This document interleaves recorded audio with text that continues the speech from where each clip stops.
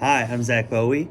Some professional dispositions that make me a successful teacher personally. Number one would be that I believe I'm empathetic.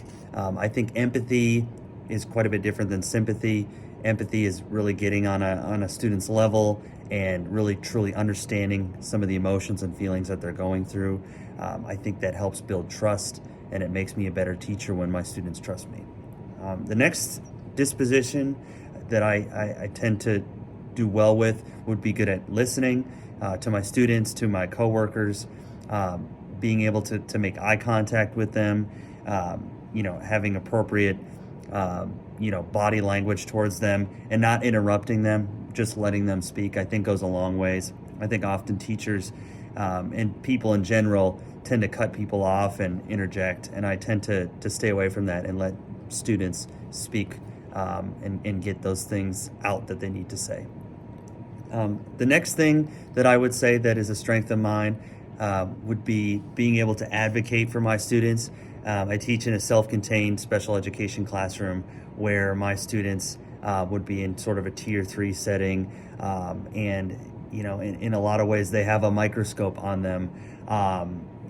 Teachers, administrators tend to look at my students differently. So being on their team, advocating for them to be able to have experiences that other students in the class or general education setting might have is something that I do well. I tend to be principled and consistent with my principles and expectations in the classroom. I think what that does is it alleviates a lot of stress in the classroom, so students understand that I'm consistent, I'm structured in my classrooms, or in my classroom, and I think that makes students feel safe. And then lastly, I think I do a pretty good job at reflecting on a personal level and a professional level on things that maybe are going well or not so well in my classroom, and then making adjustments from there. So those would be things that I would say that I have strengths as far as dispositions.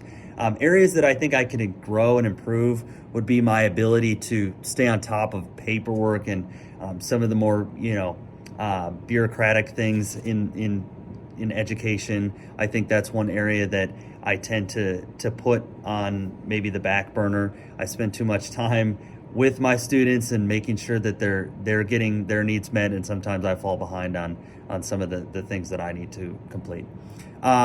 I would say another area that I've struggled with in the past, but I'm improving on, would be consistently communicating with parents, not only the negatives, but making sure that they're seeing the positives as well. I think that's an area that, initially I was always nervous to speak on the phone with parents, but I've just kind of grown out of that and made sure that I, speak with them consistently. And then lastly, I would say one of the areas that I tend to struggle with is finding a balance between everything. Being a teacher, I coach, and my home life, being able to balance all of those things, is difficult. But I would say that over the past few years, I've been able to find that happy balance. But it is still something that I'm working on. What are some things that professional educators look like, and how do they behave? I would say educators should look professional. I think casual is it can be accepted. I think students, when they see teachers in more of a casual attire, I think they make more connections with them. But I also think for the profession, dressing professionally is a little bit more accepted. I think consistency, and this kind of goes beyond just physical looks, but in a classroom, what does it look like?